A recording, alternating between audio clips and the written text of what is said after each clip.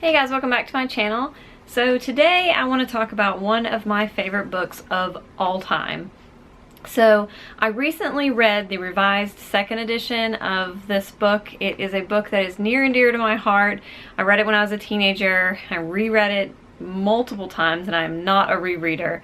But it is a book that really just pulls on my heartstrings. It's something that I have remembered for years and years and years.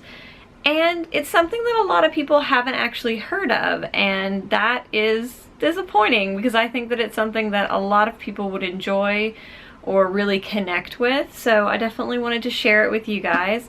So the book that I'm talking about is Ready Okay by Adam Cadre. This is the first edition, the hardcover, and it was published in 2000.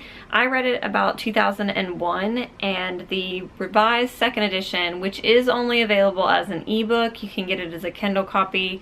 I think there are a couple other places to get it. I will link all of that down below, including Adam's website and a little bit more about Adam and Ready Okay, because he also had some short stories on the website that I believe are still there that I tore through as a teenager because I just wanted more and more and more about these characters because you get so attached to them.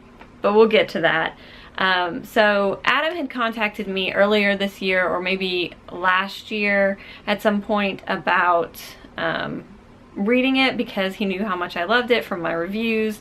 So I've talked to him a couple of times and I was super excited but also really nervous because like I said, this has been one of my favorite books of all time. So I was a little hesitant and unsure of what a revised second edition would be. And I have to say that my nervousness was completely unfounded because it is as good and probably better than the first edition. So I will talk a little bit about the changes and that kind of thing in a minute. So the book itself is a dark comedy. It's a YA book, but it does have a lot of themes that are definitely not typical to YA, and it's very character heavy. There is an overall plot, and we are, from the very first sentence, understanding that we're working towards something.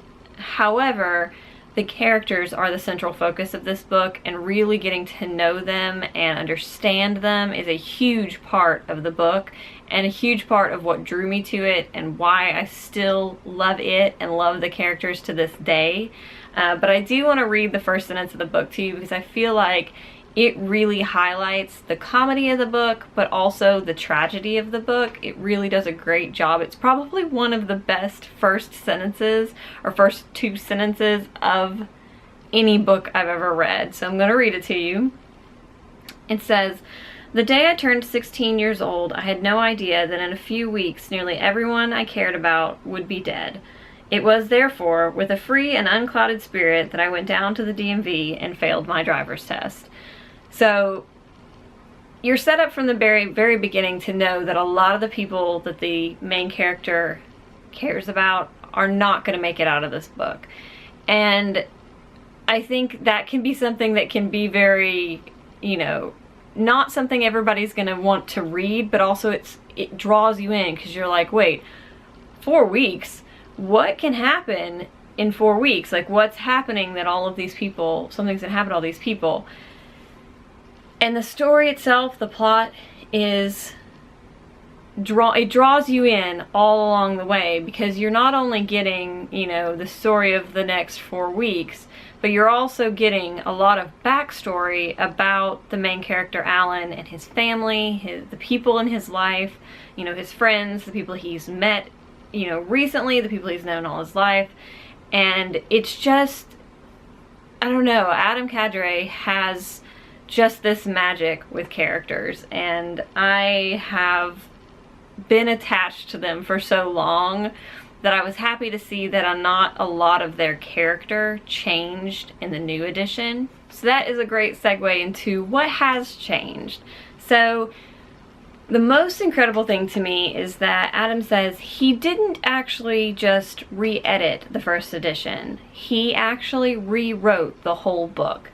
So even if he copied a passage or a sentence structure word for word, he still retyped it out. He never copied or pasted anything.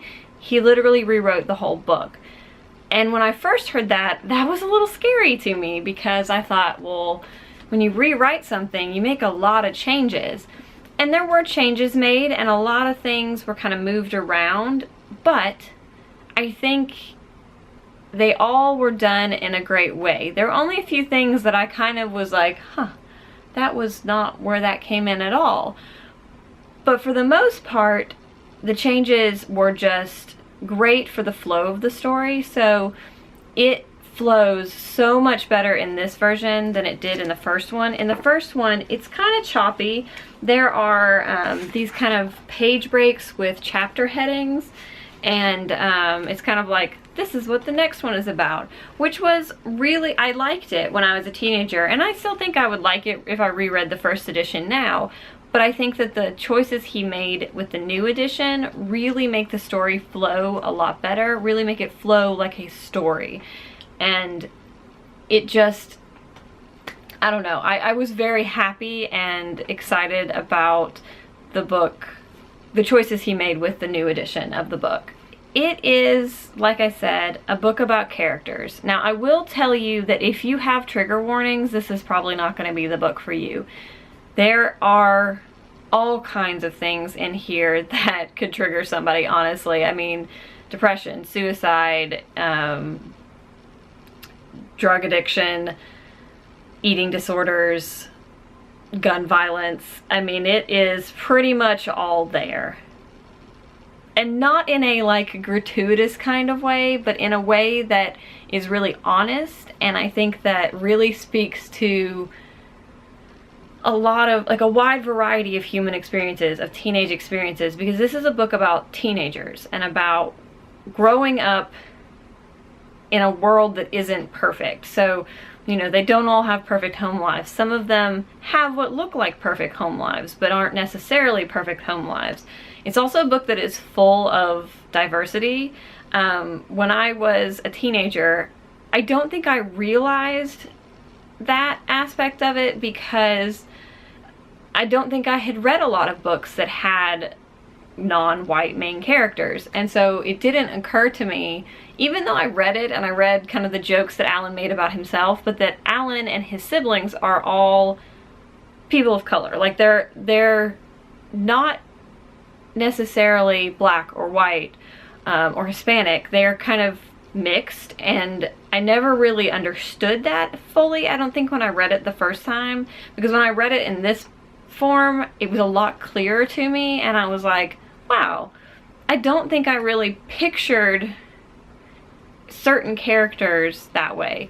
And I think it's great because it's not the main focus. Like, it's clear in the book, I just apparently was a really blind teenager, but it's clear in the book that these are people of color, but it's not the main focus. Like, their race is not the main focus of who they are. It isn't their identifying characteristic, which I think is a really great thing, because it just lets them be characters, which is something, you know, you want out of diversity sometimes. It's just, we're not focused on the fact that the book is diverse. We're focused on that these are people who happen to not be, you know, straight white females or males. And so I thought that was really something that I missed the first time, and I liked that aspect of it.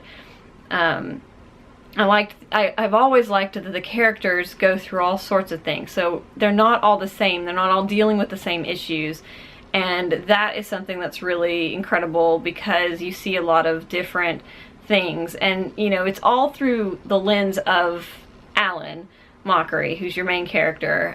He's a twin. He and Echo are very different. They're twins, but they're also very different human beings. And it's just, I don't know, it's one of those books that you really get invested in the characters. And it's also one of those books that even though you know from the very beginning that it's going to be tragic, it sneaks up on you. It really does. I knew how it was going to end the second, you know, reading the second edition, but for some reason in my heart, I still was hoping it would be different, and I it wasn't, and it was as tragic and heartbreaking, and I'm getting emotional just thinking about it because it's just beautifully done. Because like I said, you know from page 1 it's not going to end well, yet somehow it still sneaks up on you, and somehow it still punches you in the gut. But it's just, I don't know, I think that Adam is an incredible writer, and his attention to detail and his really, when he rewrote it, really focusing on making the characters true to themselves in this experience was really well done. And I think that anybody who loves character-driven books, anybody who really wants a book that's going to make you think, make you feel, anybody who is interested in coming-of-age stories is really going to find something to love in this book. And if you don't cry at the end, then I'm going to be surprised. Everybody I know who has read this book, first edition or second edition, has bawled like a baby at the end, because like I said, you just don't expect it. Like, you know it's gonna happen, but you just don't expect what happens. And yeah, so I know this was super rambly, and it's like just me gushing about my favorite book of all time, because it really kind of is, but I can't help myself. I am shocked at how few people have picked this book up. I know that it isn't the easiest book to get a hold of, because I remember when I was trying to get this one, even a year later, it was not still in print for some reason. And then the new edition is only available as an ebook, but it is worth the read. And I want to see so many more people on BookTube read this book. I want to hear more people talking about it on Goodreads. And it's just one of those books that I still don't understand, especially with some of the themes in YA recently that people are really interested in. I'm surprised that this has not gotten more attention as the second edition came out, because I feel like it hits a lot of those boxes that people are talking about, especially in YA literature right now. So yeah, pick it up. Pick it up. If you do end up reading it, I would love to hear your thoughts. I really, really would, because it is something that is so near and dear to my heart. And also, you know, commiserate, because I finished reading the second edition about a week ago, and I still feel upset. Which is how I felt the first, second, and third time I read the original edition. So it is what it is. A book that even when you reread it can make you cry like that is a really good book. So, that aside, I hope you guys are having a wonderful day. I hope you guys pick this one up. And yeah, I'll see you guys next time.